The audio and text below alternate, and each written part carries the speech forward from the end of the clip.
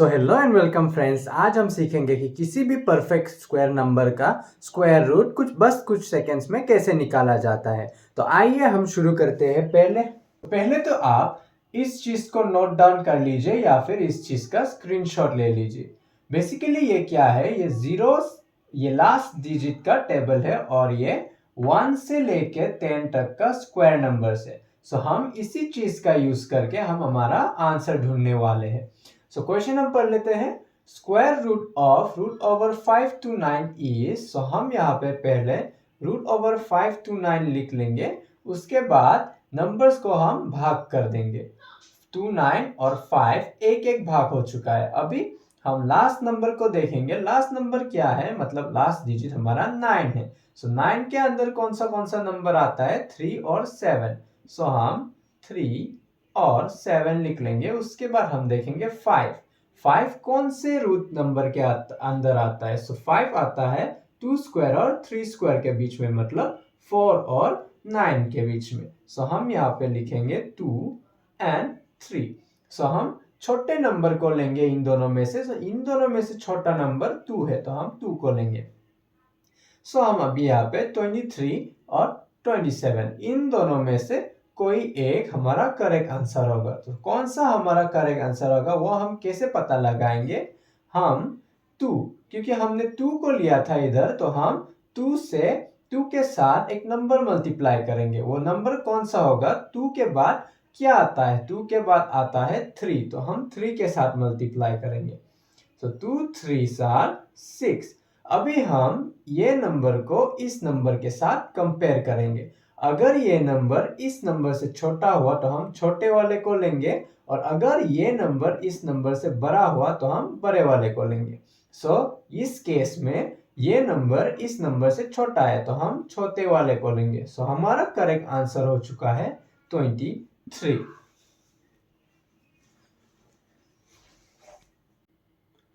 अभी हम दूसरे क्वेश्चन में आते हैं। क्वेश्चन है square root of root over 5 1 8 4 is. So हम 5 1 8 और 4 को लिख लेंगे। उसके बाद हम नंबर्स को डिवाइड करेंगे, मतलब भाग करेंगे। 2 डिजिट्स में 84 और 51। अभी हम लास्ट नंबर को देखेंगे। लास्ट नंबर हमारा 4 है, तो 4 के अंदर क्या क्या आता है, 2 आता है और 8 आता है। तो हम लिखेंगे 2 और 8। उसके बाद हम देखेंगे कि 51 कौन से स्क्वायर रूट के अंदर आता है। 51 आता है 42 और 64 के अंदर, मतलब 7 स्क्वायर एंड 8 स्क्वायर के अंदर आता है। तो हम यहाँ पे लिखेंगे 7 एंड 8। सो हम छोटे नंबर को लेंगे 7 और उसके बाद हम इसे यहाँ लिख देंगे। एक तो ये 72 हो सकता है, एक तो ये 78 हो सकता है। अब हम इन दोनों में से कौन सा करेक्ट आंसर है वो कैसे पता लगाएंगे।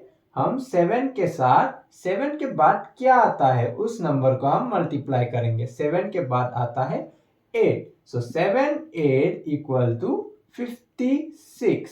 सो 56 से 51 छोटा है तो हम छोटे वाले नंबर को लेंगे 72, और हमारा करेक्ट आंसर हो जाएगा 72।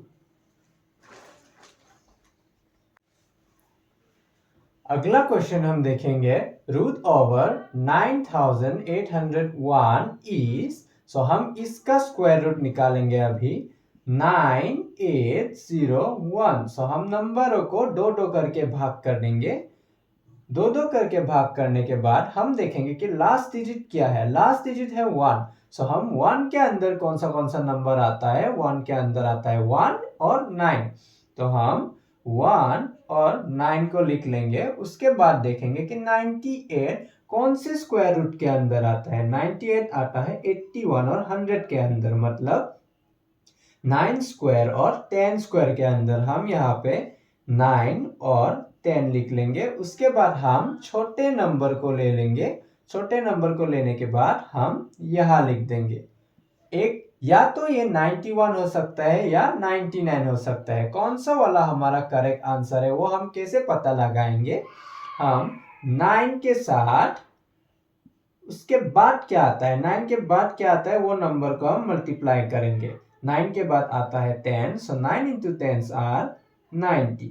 सो यहाँ पे ध्यान दीजिए, यहाँ पे 98 90 से बड़ा नंबर है तो हम बड़ा नंबर को ही लेंगे। सो हमारा करेक्ट आंसर हो गया है 99।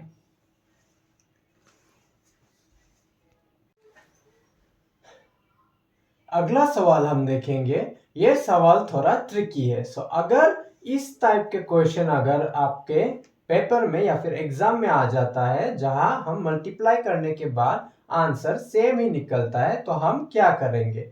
सो अब पहले हम इसको सॉल्व करने के लिए कोशिश करेंगे। 256 को हम भाग करेंगे 56 एक और 2 एक। उसके बाद हम आखिरी डिजिट को देखेंगे, आखिरी डिजिट है 6। तो 6 के अंदर क्या क्या आता है, 4 आता है और 6 आता है, तो हम 4 और 6 लिख लेंगे। उसके बाद हम देखेंगे 2 की स्क्वायर रूट के अंदर आता है, 2 आता है 1 और 4 के बीच में, मतलब 1 स्क्वायर और 2 स्क्वायर के बीच में। तो हम यहाँ पे लिखेंगे 1 और 2 और हम छोटे नंबर को लेंगे, वो है 1। सो यहाँ पे हम 1 लिख लेंगे और यहाँ पे भी 1 लिख लेंगे। उसके बाद या तो हमारा ये करेक्ट आंसर होगा या फिर ये करेक्ट आंसर होगा। इसको हम कैसे पता लगाएंगे। सो 1 के बाद क्या आता है, 1 के बाद आता है 2। सो हम 2 के साथ मल्टीप्लाई करेंगे। सो 1 2 साथ 2। सो यहाँ पे हम जब कंपेयर करेंगे तो हमारा नंबर सेम आ जाएगा, हमारा नंबर सेम हो चुका है। इसका मतलब जब भी ऐसे टाइप के क्वेश्चन में जब हमारा नंबर सेम हो जाएगा तब हम क्या करेंगे, हम बड़े वाले को ही लेंगे। ऐसे केस में भी हम बड़े वाले को ही लेंगे। सो हमारा करेक्ट आंसर हो जाएगा 16। सो आज के लिए बस इतना ही फ्रेंड्स। अगर आपको ये वीडियो अच्छा लगा है तो लाइक कर देना, चैनल को सब्सक्राइब कर देना और अपने दोस्तों के साथ शेयर जरूर से कर देना। तब तक के लिए देखते रहिए माइकल सर यूट्यूब चैनल को और सीखते रहिए।